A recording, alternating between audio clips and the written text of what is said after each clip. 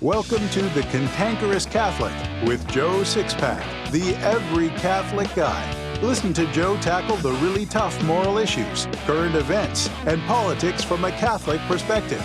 Now here's Joe Sixpack, the every Catholic guy. Hello, Sixpackers, and welcome back to the Cantankerous Catholic, episode 58. My father fought in Korea. Just as all boys do, I asked Dad what he did during the war, and he was always evasive. I only learned some things about his Army wartime service after he died. I'll not go into detail, but Dad had earned a Silver Star with clusters, a Bronze Star, and a Purple Heart with clusters. He went over there as an E3 and came back 2 years later as an E7. You veterans can appreciate what that means. Oh yeah, I almost forgot to mention Dad was only 15 years old because his half-brother lied about his age so he could get in. This isn't about my dad, though. It's about a world at war and those who have fought and are fighting that war. Most men who fought in a war don't like talking about it. Maybe they kick it around with fellow war veterans from time to time, but most simply live with the memories. They live with the glory and the horrors, otherwise keeping their war memories away from polite company. I get that. It's very understandable. I served in the Army, but we weren't fighting any wars then. I have fought in a war as a Catholic, though. It's a new kind of war, and it's one I'm not anxious to talk about. It's a war that's been fought since the dawn of time, and now things in that war have advanced enough that it really needs to be exposed to the light of day. You might not believe a word of what I tell you in this episode.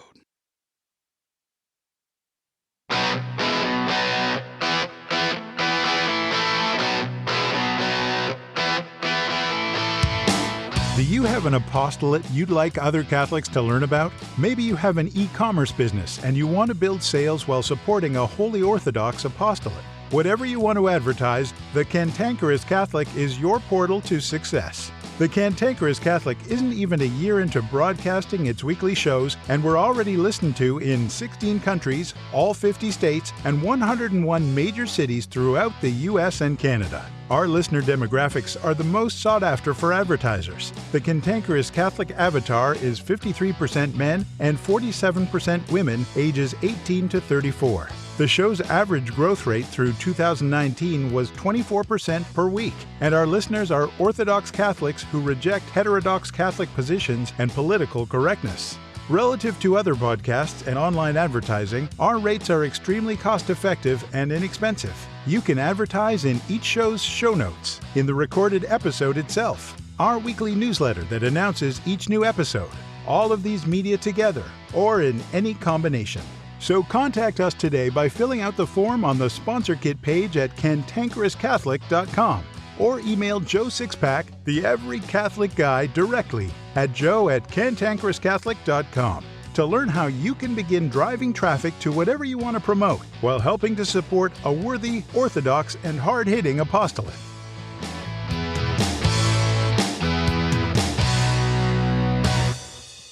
Satanism, demonic activity, and the completely black diabolical arts are far too advanced and implanted in society now, and evil forces are gathering in an attempt to destroy the Catholic Church. Satan doesn't attack the Church as most of us expect, though. He doesn't launch an all-out assault on the Church, but rather works incrementally on individuals. Satan's more effective if he can attack each of us subtly and on an individual basis. He's so subtle, in fact, that he's been able to convince most of us he's really nothing more than a concept. But you can believe this, he's real. He's very real. The Diocese of Rome has more exorcists than any other diocese in the world because there's more demonic activity officially recognized there than anywhere else in the world. However, I do suspect that if bishops would stop focusing on being businessmen and start focusing more on the spiritual dynamics in their sees, we'd probably discover there's actually more demonic activity in various locations throughout America than in Rome. The International Association of Exorcists, a bona fide association of exorcists that was founded by the late chief exorcist of Rome in 1990, has been sounding the alarm about the foothold Satan's been gaining around the world. What makes that so alarming is that this is completely against the very nature of exorcists. Exorcists are the warrior priests in the church. Due to the sensitive nature of their work, they ordinarily do all they can to stay under the radar and not attract attention. So that the International Association of Exorcists is saying anything in public at all is quite extraordinary. They've told us that exorcisms have exponentially increased in the United States in the past couple of years. That shouldn't be at all surprising. After all, we live in a country whose leftists promote everything they can against life. By leftists in this case, I'm referring to the Democratic majority in the House of Representatives. They promote the LGBT agenda, which is completely against life. They promote euthanasia, abortion from conception to birth, and many even want something they're referring to as post-birth abortion. Post-birth abortion, that's nothing but infanticide by anyone's definition. The so-called compassionate left wants to begin killing babies after they've been born. That sounds just like the demonic god Moloch. Moloch's followers sacrifice babies to him as an act of worship. And that's what the hate-filled Democrats want to do. And that's an ideology right out of the bowels of hell. America and the Catholic Church in America are becoming saturated by demonic influence and activity. The International Association of Exorcists issued a warning that a book of demonic incantations for children had been published and made available for sale on Amazon. It's called A Children's Book of Demons, published in July of 2019. It targets children ages 5 through 10. Satan and his minions are targeting children, for crying out loud, those with the most impressionable minds among us. But this book isn't all.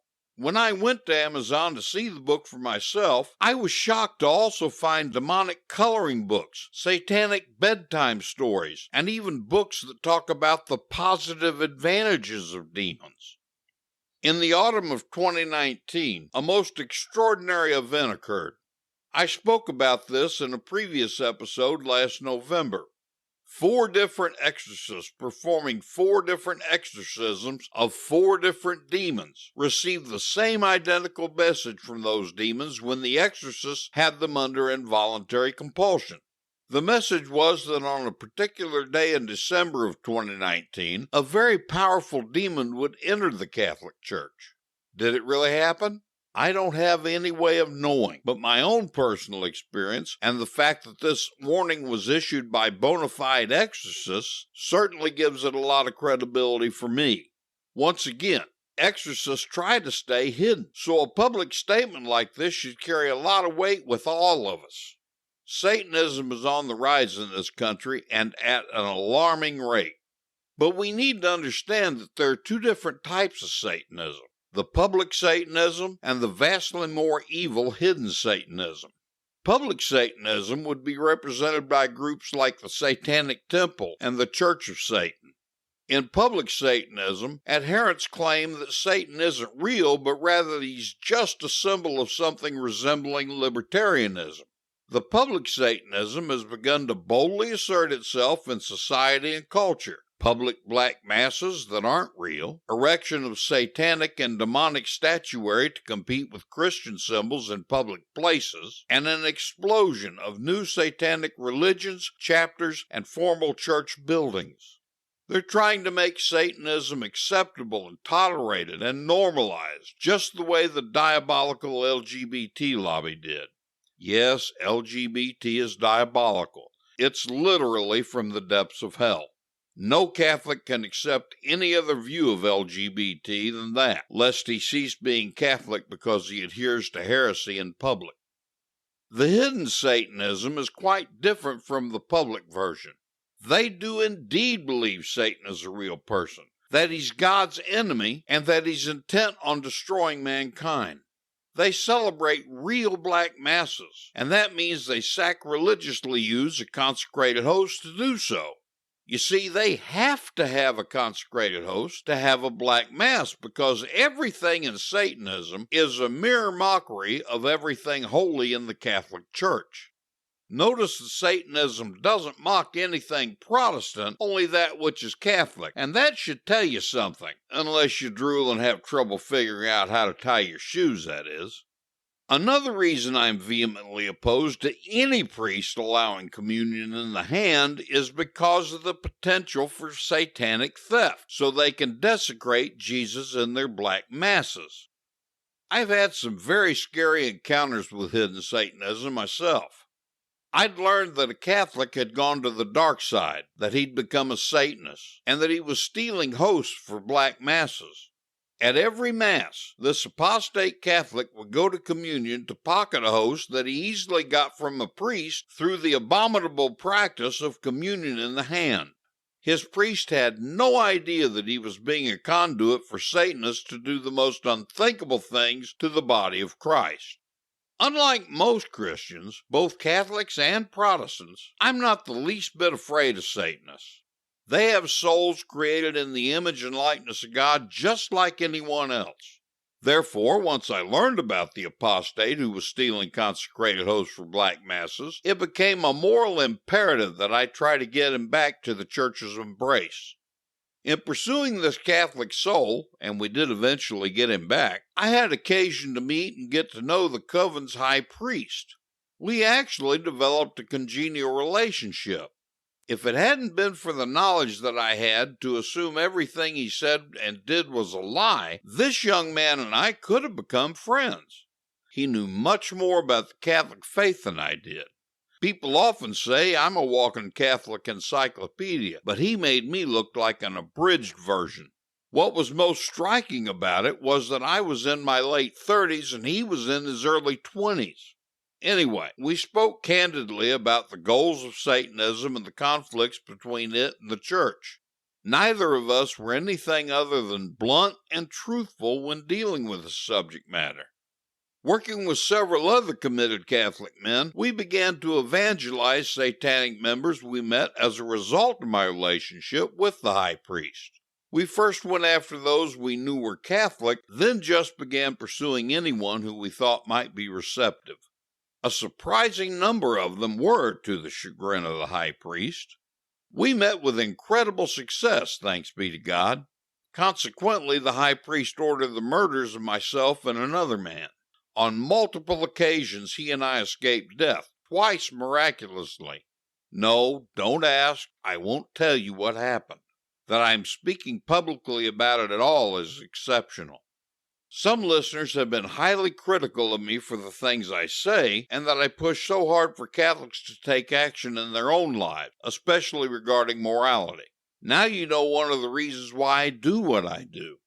I've seen hell from a better view than most people do prior to death. Since this podcast began, I've been begging you to renounce apathy and moral activity that's diametrically opposed to what Christ teaches through His Church. I'm begging you once again now to repent of what you know is evil. Stop contracepting. Stop viewing pornography. Stop having sex outside of marriage. Because the situation has become so urgent, I decided to briefly touch on the experiences I don't like to talk about at all. If you could hear the things I've heard, see the things I've seen, feel the things I've felt, you'd drop to your knees right this instant and beg God for the graces to follow Him perfectly. You'd beg Him for the graces to become a saint. Satan exists. He's real. He's the personification of evil.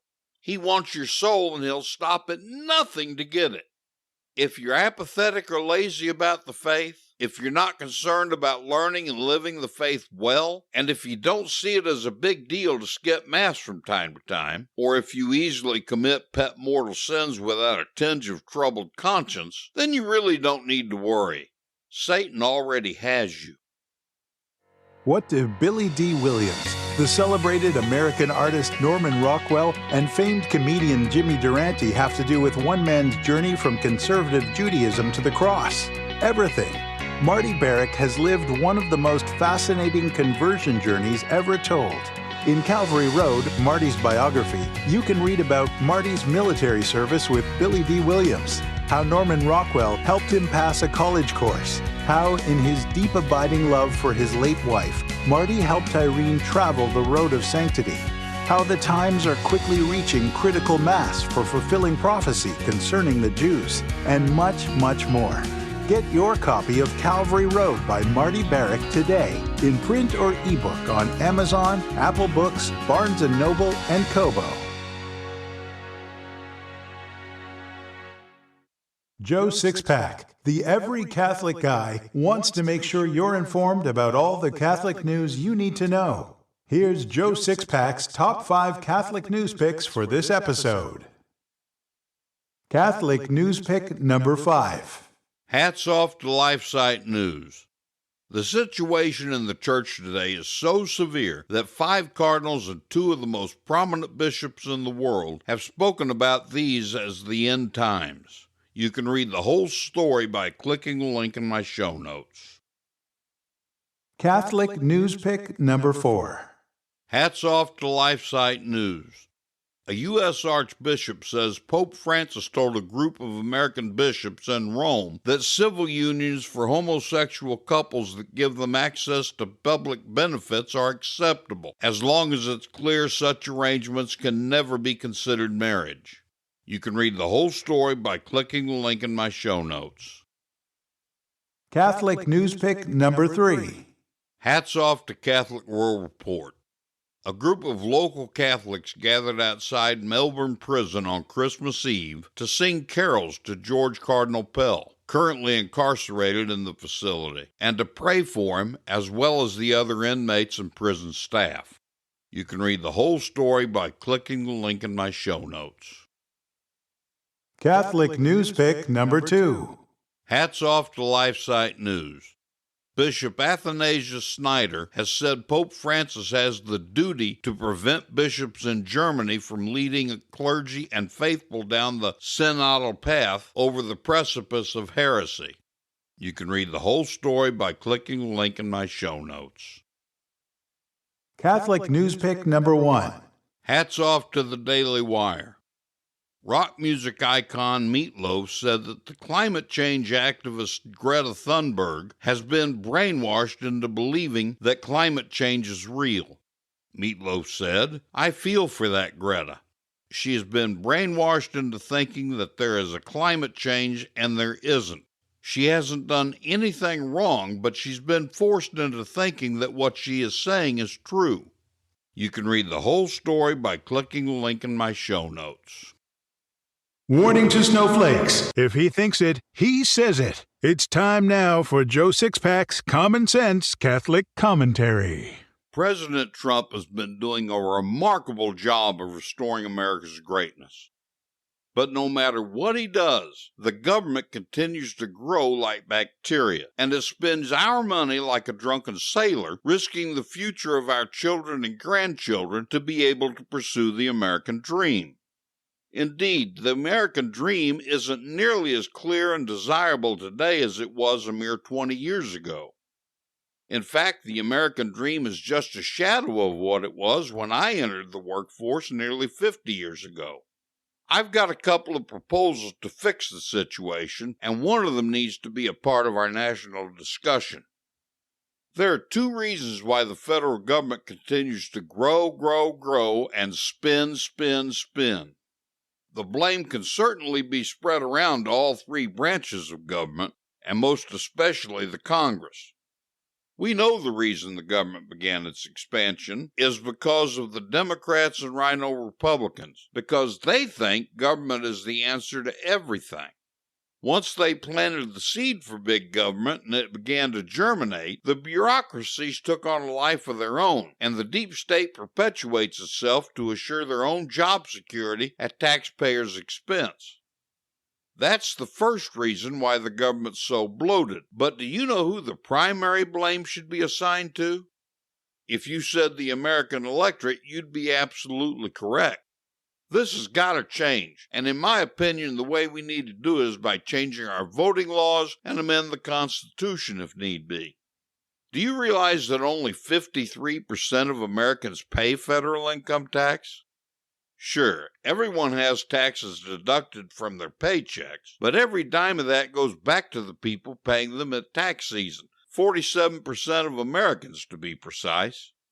In fact, the majority of those people get thousands more than they paid in through the unearned tax credit.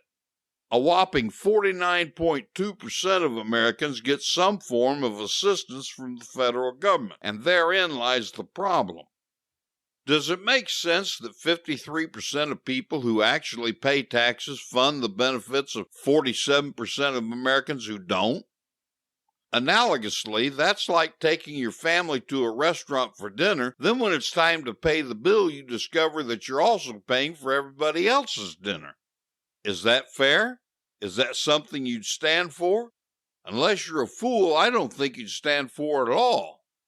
I believe that the 47% of Americans who don't pay taxes shouldn't be allowed to vote. For the record, I'm in that 47% group. I'm willing to give up my right to vote to stop politicians from spending all the taxpayers' money on federal entitlements and putting our nation further and further into debt. The only exceptions to what I propose are those who are in the military, retired from the military, and people who draw Social Security retirement, not the other freeloaders who are draining the Social Security Trust, which is a myth anyway. I'm also opposed to federal employees continuing to vote, because the vast majority of them will only vote for politicians who will help perpetuate the bureaucracies they work for, and the greater good of America be damned. Besides, most of them are in that 47% of Americans who don't pay taxes. Everyone will scream that a proposal like this denies citizens the right to vote. If you commit a felony, you can't vote. Did anyone twist your arm to commit that felony? No. So if you want to vote, don't commit a felony. No one is twisting the arm of someone working for the federal government either. If that federal employee wants to vote, all he has to do is get a real job. You know, a job created by some greedy capitalist like most everyone else in America. Actually, there's a way to avoid depriving anyone of the right to vote. It's simple. Completely scrap the tax code in America as it exists and make everyone in America pay a flat tax. No deductions, no minimum income, no exemptions. If you get $1, Uncle Sugar gets his percentage. That way everyone has some skin in the game. It has the added benefit of taking away politicians' motivation for giving away our money as a way to cater to federal employees and the 47% of Americans who don't pay taxes.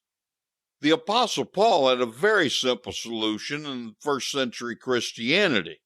In 2 Thessalonians 3:10 he wrote, "If anyone will not work, let him not eat." Simple. To the point. A great concept. Well, we need to adjust and paraphrase that to make the concept applicable to today. In the Book of America, chapter Joe Sixpack, verse 1, it says, "If anyone will not pay taxes or depends on the government for his livelihood, let him forfeit his right to vote." It's only fair that no one except actual taxpayers vote for those who are charged with the use of the national treasury. That's truly representative government. Just for giggles, I want to emphasize this point a little further. Let's say you've got a room with 100 people. 53 of those people are parents. The other 47 of them are kids. They're all going to vote on one issue. The thing they have to decide is an item in this month's family budget. Do they vote to have a weekend getaway to Disney World, or do they vote to pay the mortgage? Certainly all 47 of the kids are going to vote for Disney World, but what about the parents? It only requires 4 irresponsible parents to get everyone headed to Disney World, and the mortgage be damned. Do you think it likely that we could find 4 irresponsible parents out of 53? I'm convinced you could. For proof of that, all you need to do is observe how fiscally responsible the typical American is with an average household credit card debt of $17,000. No matter whether we begin denying leeches the right to vote or make it so everyone pays his fair share in taxes, the bottom line is that things can't continue to go the way they are. If America can't meet her financial obligations, she ceases to exist. Then where would we be? In your family, you can't continue to spend more money than you take in. You'll end up penniless and homeless. So what the hell do you think is going to happen to America if it continues down this path? There is one other solution to this problem, one I've talked about before. The U.S. Constitution provides us with a solution in Article 5, which says that when the national government becomes tyrannical and strays from the Constitution, the people themselves can fix things with a convention of states. Millions of Americans support this movement, ranging from your neighbors to top constitutional attorneys like Mark Levin and Texas Governor Greg Abbott, to those who've seen the D.C. problem up close and personal, like Senators Marco Rubio and Tom Coburn. Check out my show notes to get links to learn everything you need to know about an Article 5 Convention of States. Can you see yourself making converts? Very few books have ever been written to teach the mechanics of practical Catholic evangelization, something all Catholics are obliged to do. Of the books available, none teach you a step-by-step method for actually cultivating an inquirer, then taking that inquirer all the way to the baptismal font. Until now, nobody is more qualified to teach Catholic evangelization than Joe Sixpack, the Every Catholic Guy. Joe Sixpack has made hundreds of converts since 1988 in small group and one-on-one venues, and 84 of them are his adult godchildren. Consequently, Joe Sixpack, the Every Catholic Guy, is a virtual treasure trove of how-to resources for evangelization. In the Lay Evangelist's Handbook, Joe Sixpack will show you how to become one of God's rock stars of evangelization, what the two primary obligations are for all Catholics that most people don't know, how to begin the journey to becoming a saint, the actual mechanics of productive evangelization, the dangers of nice Catholicism, how to hear God laugh, what to do step by step to win over a convert, and much, much more. Get your copy of the Lay Evangelist's Handbook by Joe Sixpack, the Every Catholic Guy, today in print or ebook on Amazon, Apple Books, Barnes & Noble, and Kobo.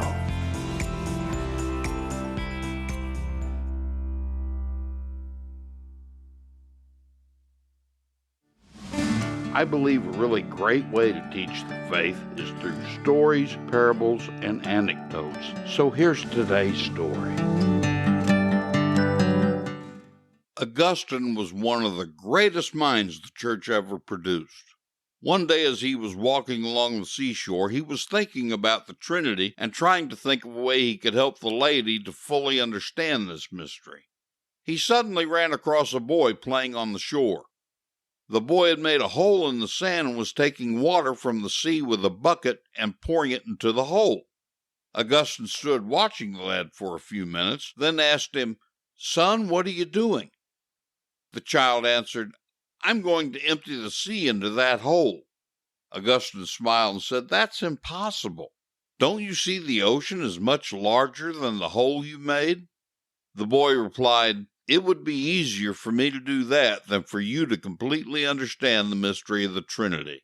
The child turned out to be an angel. You can't ever fully understand how the three divine persons are only one and the same God. This is a mystery of faith.